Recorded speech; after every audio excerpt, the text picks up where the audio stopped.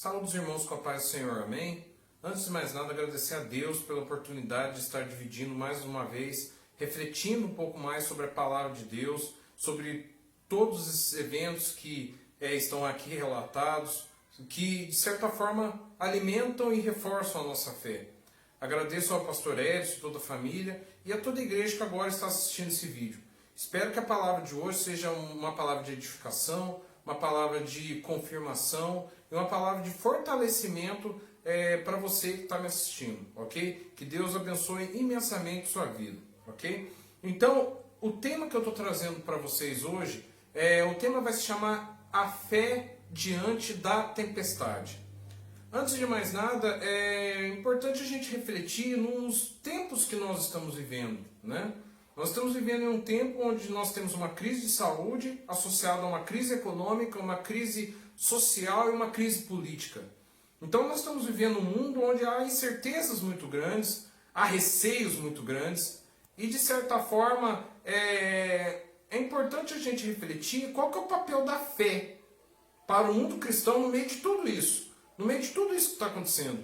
Se a gente parar para pensar que até um tempo atrás nós tínhamos um mundo onde nós poderíamos ir ao supermercado tranquilamente, poderíamos executar os nossos trabalhos tranquilamente, e hoje nós estamos aqui confinados, nós estamos em quarentena, nós estamos com o receio aí fora de um vírus que nós não vemos a olho nu, então nós andamos com receio de tudo. Então como é que fica a fé no meio de tudo isso? Nesse mundo que se transformou em tão pouco tempo, né? Então, qual é o papel que a fé tem que ter no meio de tudo isso? Então é isso que nós vamos estar observando nessa ministração que você está me assistindo, ok? Eu recentemente estava conversando com uma colega de trabalho e me vi, né, falando sobre as tempestades, né? Como que muitas vezes nós enfrentamos as tempestades, né? Por meio de dificuldades, por meio de situações que acontecem e que nós temos que enfrentar. Porque para o cristão, né, o cristão não pode recuar, o cristão sempre avança, o cristão sempre está à frente. Cristo faz uso de palavras incentivadoras que nos levam a sempre enfrentar. E essa palavra, ela não é diferente, tá? Então eu espero que essa palavra sirva de edificação para a sua vida, ok? Então, o tema que vai ser usado para essa ministração é a fé diante da tempestade, como eu havia dito. E está lá em Mateus capítulo 14, a partir do versículo 22. Para esse tema, o texto base é aquele que diz, no seu título, Jesus anda por cima do mar, ok? Um trecho muito conhecido, né, que mostra ali a passagem de Cristo andando sobre as águas, e também você encontra ali nos evangelhos de Marcos e no evangelho de João, ok? Então você encontra essa mesma passagem nesses outros dois evangelhos, ok? É importante também nós fazermos um contexto dessa passagem. Muito antes dessa famosa passagem sobre Cristo andando sobre as águas, Jesus e os discípulos tinham realizado um importante milagre, que era a primeira multiplicação de pães. Esse fato contou com mais ou menos 5.000 pessoas, entre homens, mulheres e crianças. Isso está narrado lá em Mateus capítulo 14, no versículo 21, tá?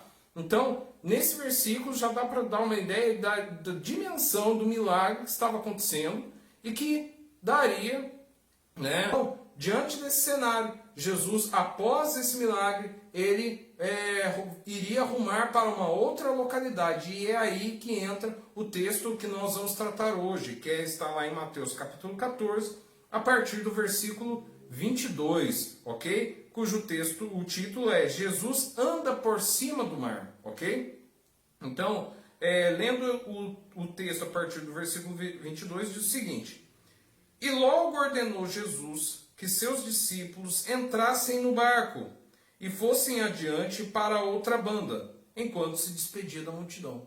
Então nós vemos aqui uma relação bem clara, né? Após ali a primeira multiplicação dos pães, Jesus se despede dessa multidão, mas enquanto ele se despede, ele ordena que os discípulos vá para outra margem, né? Ele estava ali atravessando o mar da Galileia.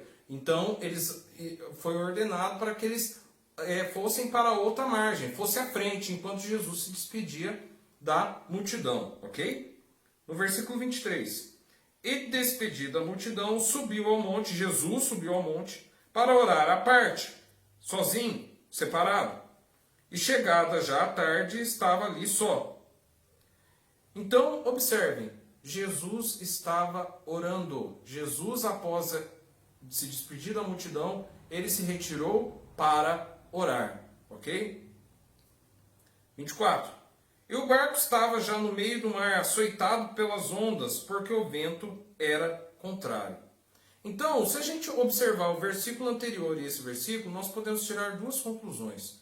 Primeiro, Jesus ele sai da multidão, né, se despede da multidão, que viu aquela multiplicação de pães, e foi orar. Tá? Então, nos momentos que nós estamos vivendo, de incertezas, de dúvidas, dessa tempestade de fatos, qual é a primeira arma do cristão? Orar. Buscar ao Senhor, ok? Se preparar no Senhor para o que há de vir. Cristo se preparou. Ele ajoelhou e orou, ok? Em separado, ele orou, ok? Enquanto isso, os discípulos, né, lá no versículo 24, e o barco estava já no meio do mar, açoitado pelas ondas, porque o vento era contrário. Né? Em termos da localidade do Mar da Galileia, as tempestades naquela região são muito comuns, né? E elas são muito violentas. Então, como está descrito aqui, é um fenômeno muito comum para o Mar da Galileia. E até esse momento, até essa parte que a Bíblia cita, né, nós temos os apóstolos passando pela sua segunda tempestade, né, onde eles estão no barco passando sobre uma outra tempestade. Essa outra passagem está lá registrada, né, em Mateus também, capítulo 8, a partir do versículo 23, onde Jesus apazigua a tempestade. Né? Eu não vou entrar em maiores detalhes desse capítulo, mas você tem Jesus que estava lá dormindo, enquanto os apóstolos eles se desesperavam em relação a isso, né? E Jesus ele se levanta e acalma a tempestade, ok? E um dos que estavam ali no barco ainda diz, lá no versículo 27 do capítulo 8, ele diz o seguinte: e aqueles homens se maravilharam, e dizendo, que homem é este que até os ventos e o mar lhe obedecem? Então você tem uma grande ação, uma ação miraculosa, né, por parte de Cristo, que apaziguou a tempestade, né, se envolvido com aquela tempestade, onde você vê a ação de Cristo. Né? Então nós estamos aqui narrando essa segunda ação, também em meio à tempestade, onde agora ocorre um outro milagre aí. Né? Versículo 25. Mas a quarta vigília da noite dirigiu-se a Jesus para eles, caminhando por cima do mar. Então, novamente eu vou resgatar lá no versículo 23. Jesus primeiro ele se despediu da multidão, se retirou para orar só. Ele se preparou para o que estava vindo. Né? Assim como Jesus lá no Getsemane, ele orou, né, diante da situação que lhe foi revelado, que ele passaria por ser julgado, né, traído, julgado, condenado e crucificado. Jesus se preparou para aquilo, ele orou também. E aqui não foi muito diferente. Diante do milagre, né, dele andar sobre as águas, algo ali que nem a lei da física explica, né, ele rompeu ali as leis da física ao andar sobre as águas, ele de certa forma também se preparou, ele orou, ok? E os discípulos, no 26, e os discípulos, vendo-o caminhar sobre o mar, assustaram-se, dizendo, é um fantasma, e gritaram com medo. Os discípulos no barco se apavoraram ao ver aquela pessoa caminhando sobre as águas. Né? 27. Jesus, porém, lhes falou logo, dizendo, tende bom ânimo, sou eu, não temais. Jesus se identifica para os discípulos. Vamos lembrar que a grande maioria desses discípulos são homens experimentados de mar. Né? Vamos lembrar, é o caso de Pedro, por exemplo. que era um pescador. Então ele conhecia quando o mar realmente estava bravio ou não. Ele sabia agir diante dessa situação, né? Então é verdade que ele é um dos primeiros a se manifestar quando Jesus se identifica. Vamos ver. 28. E respondeu-lhe Pedro e disse: Senhor, se és tu, manda-me ir ter contigo por cima das águas. Né? Então, Pedro envia isso a Jesus. Uma vez identificado, ele solicita a Jesus para que ele possa ir andar também sobre as águas em encontro a Cristo. Né? 29. E ele disse: vem. Olha só o tom imperativo de Jesus, né? Se você olhar as falas de Deus em toda a Bíblia, desde lá de Gênesis e Apocalipse, você vê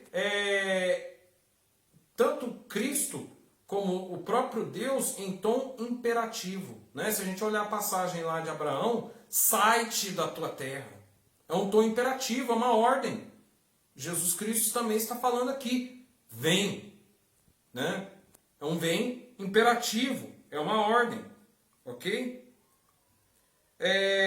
Só lembrando até também do próprio Evangelho de João. João falava, né? E no princípio era o verbo, e o verbo se fez carne. Né? Aqui é a própria palavra de Deus falando, vem. E Pedro, descendo do barco, andou sobre as águas para ir ter com Jesus. Pedro agiu pela fé. Pedro acreditou na palavra que Cristo havia liberado. Né? Cristo falou, vem. E Pedro, pela fé, ele começou a andar sobre as águas. Mas sentindo o vento forte, teve medo. E começando a ir para o fundo, clamou, dizendo: Senhor, salva-me. Então Pedro começou a andar pelas águas também. Ele acreditou na palavra que Cristo tinha liberado. Mas só que no primeiro vento, a fé começou a esvair, eu comecei a olhar para a realidade, a racionalidade, a lei da física, e começou a afundar. E ali ele clamou: Senhor, salva-me. E logo Jesus, estendendo a mão, segurou e disse-lhe: homem de pouca fé, por que duvidaste? Então, nós vemos aqui a comprovação de que Pedro só começou a andar pelas águas porque ele manifestou a sua fé. Mas só que a fé dele durou até o primeiro vento. Não foi além das circunstâncias, não foi além daquilo que estava acontecendo. Né? O Pedro preferiu olhar pelo vento. Né? Ele acreditou na palavra, mas no primeiro vento já tirou ele do foco. Então, aqui nós temos uma importante dica, né? Que a fé, né, tem que ser firmada em Cristo Jesus, independente da... Né? A nossa fé, ela não pode ser limitada. Ela não pode ser limitada pelos ventos da vida que aparecem. Né? Os problemas, as más línguas, as situações que vêm nos desanimar. Esses são ventos que nós enfrentamos nas tempestades diárias. Então nós não podemos deixar isso nos afastar do nosso verdadeiro alvo, que é Cristo. Né? O próprio salmista fala, né? Por mais que eu ande no vale da sombra da morte, não temerei mal algum, porque tu estás comigo. Então você tem aí um exercício de fé. Mas o que é a fé, segundo a Bíblia coloca? Nós podemos comprovar lá em Hebreus, capítulo 11. Ora, a partir do versículo 1. Ora, a fé é o firme fundamento das coisas que se esperam. É a prova das coisas que não se veem. Então, aqui Cristo está rompendo a lei da física. Rompeu o que era esperado. Né? E Pedro, por sua vez, ele exercitou a sua fé. Ele começou a andar, mas só que ele, no primeiro vento, acabou se deixando levar. Começou a afundar. Se nós nos deixarmos a nossa fé ser derrubado pelo primeiro vento, também nós iremos afundar. Então, que nós possamos caminhar firme em direção de Cristo Jesus. E quando subiram para o barco, acalmou o vento. Então aproximaram-se os que estavam no barco e adoraram, dizendo: És verdadeiramente o Filho de Deus. Até aqui. Bem, então com essa palavra nós podemos observar o quanto ela pode ser aplicada na nossa vida, né? Nós estamos vivendo hoje uma grande tempestade, né? De maneira coletiva, nós vivemos esse caos econômico, um caos social, nós vivemos uma crise de saúde, né? Todas situações que nos fazem olhar para a direita, olhar para a esquerda, nos preocupar. Mas só que Cristo, nesse caminho, ele está mostrando outra possibilidade. Ele está mostrando que dentro da tempestade nós temos que utilizar a nossa fé, exercitar a nossa fé. Cristo, quando ele anda nas águas, aos olhos daqueles discípulos, ele estava rompendo as leis da física, ele estava fazendo algo que, diante da realidade humana, era impossível. Mas a fé que Cristo manifestou através daquela oração que ele se preparou, né? Ele foi honrado ali. E de certa maneira, ele incitou aos apóstolos para que eles manifestassem a sua fé. De tal maneira que Pedro, né, ao perguntar a Jesus, Jesus, vem. E Pedro, caminhando sobre as águas, ele, né, também ali começava a exercitar a sua fé. Mas só que no primeiro vento, o que aconteceu? Ele começou a afundar. Então, quantos ventos nós estamos sujeitos que também nos levam a afundar? O segredo é que nós possamos exercitar a fé em Cristo Jesus. Que nós possamos buscar em Cristo Jesus o caminho para fortalecermos a nossa fé em momentos tão difíceis. E assim alcançar esse que é o nosso verdadeiro alvo, que é Cristo, né? O Verbo encarnado, né? Então, que essa palavra ela possa edificar a sua vida, né? Mesmo diante de tempos difíceis, exercite a fé, busque em Cristo Jesus, ore, se prepare, que Cristo vai te recompensar, que Cristo vai te trazer aquilo que a palavra diz, das bênçãos que vos alcançarão, né? Então, para encerrar essa palavra de hoje, eu gostaria de fazer uma oração para você. Curva sua cabeça e, Senhor, nosso Deus, nosso Pai, te louvamos, te agradecemos, Senhor, mais uma vez por essa palavra dispensada. Obrigado, Senhor, por mais uma oportunidade, Senhor, de estar falando a Tua palavra para os irmãos, para toda a Tua igreja. Em nome do Senhor Jesus, que essa palavra vai ser uma palavra de transformação, de renovo. Senhor, fortalece a fé desse povo, Senhor, para que diante dessa tempestade, Senhor, essas tempestades que nós estamos vivendo no mundo de hoje, essas tempestades que têm tirado o sono de muita gente, que têm tirado a paz do coração de muita gente, Senhor, possa ser fortalecido, que a fé dessas pessoas possa ser fortalecida, Senhor, para que elas possam te alcançar, Senhor, para que elas possam estar buscando cada vez mais a Ti, aumentando a fé, Senhor, e afaste de todo o vento, Senhor. Vai nesse barco de cada um, Senhor. Vai no barco de cada um. Em nome do Senhor Jesus, que o Senhor possa estar acompanhando a vida de cada um, sendo com cada um, Senhor. Leva o Teu Espírito Santo, Senhor, acalentando o coração de cada um. E que nós possamos seguir firmes e fortes, Senhor. Porque isso vai passar, Senhor. É um período que vai passar, Senhor. É um período que nós vamos vencer, nós vamos triunfar, porque nós estamos em Cristo Jesus, em nome de Jesus Cristo. E que nós possamos, Senhor, chegar a outra banda, Senhor. Nós possamos chegar ao outro lado, Senhor. Possamos triunfar junto contigo. É o que eu vos peço nessa oração, Senhor. Te louvando e te agradecendo. Em nome de Jesus. Amém. Irmão, exercite a fé na tempestade. Até a próxima.